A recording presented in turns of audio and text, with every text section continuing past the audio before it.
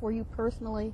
Does it provide some sense of food for your soul? Oh, my goodness. Oh, and for everyone who's connected to the garden. And I wasn't a gardener before I started. I mean, I grew up with family members, and we always had flowers out, and you have to go out there and do your share of weeding and watering. But I was never one that planted vegetables.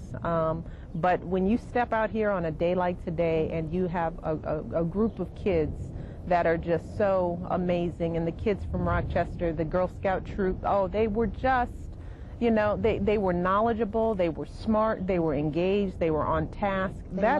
That's what feeds your spirit. It really does. I mean, what comes of it is a wonderful byproduct that you can use and be nourished, but it's really the time that you spend with the people that you're working with, particularly the kids. So, oh yes, as I tell them, you're doing this for me.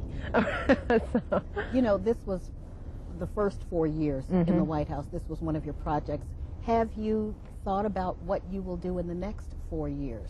You know, we haven't gotten there yet. You gotta get the next 4 years before you can think about it. So, you know, right now we're focused on the initiatives that we have, making sure we're moving them forward and that we're continuing to make progress. And we have an election coming up, so it's one foot in front of the other. Of course, you know, if we're blessed to have another 4 years, we'll keep expanding this work, continuing to make some headway on the issue of childhood obesity and making sure that every child, by the time we get finished with this, has a different view of nutrition and health and activity, and they know how to care for themselves, and they're prepared to pass that information on to their kids. And we're changing the face of the nation. If we're just marching ahead on that, then we'll be good. But it's one day at a time. You talked about the Girl Scouts from Fairport, and you spent quite a bit of time with them today. What were you guys doing? Planting potatoes? We did. This was the first potatoes. We've done sweet potatoes, but we did a variety of white, red, and there's a purple tomato a potato that we planted.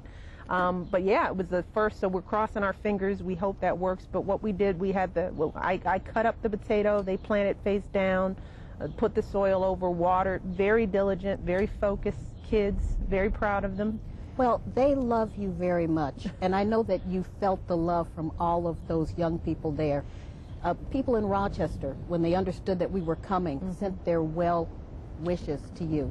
And I think about my mother, women of her generation and men of her generation who probably never thought they would ever see an African-American president or first lady.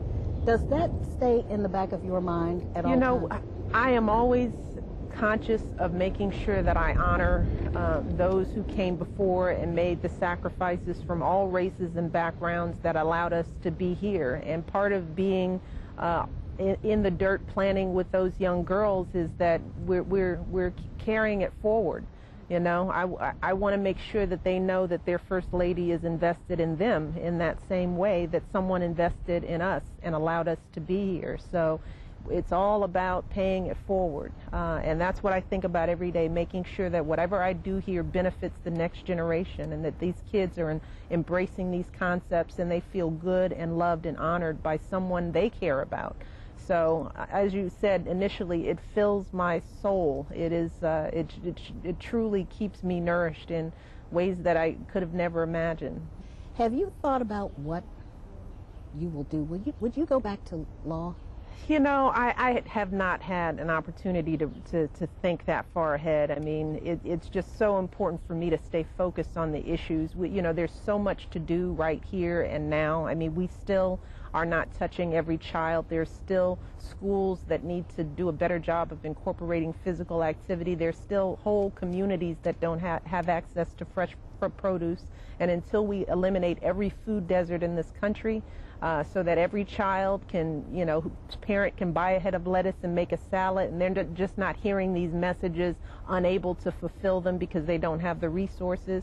We've got so much work to do on the ground here that I am consumed with that focus, and it's hard to think, you know, 4 or 8 years ahead. Beyond. Yeah. I do think, and again, that your initiatives have been successful.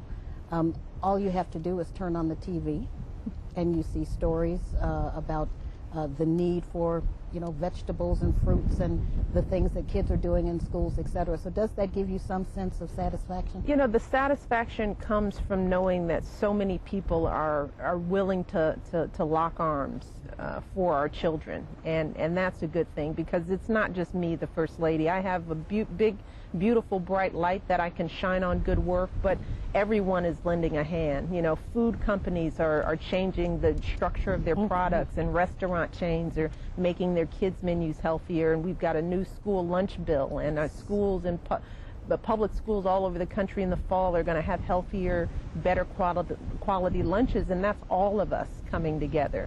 I might be, you know, again, shining the light, but everyone is doing their part. Parents are looking for information. They want to make these changes and choices. They just need to have the information, and that makes me proud. That truly does.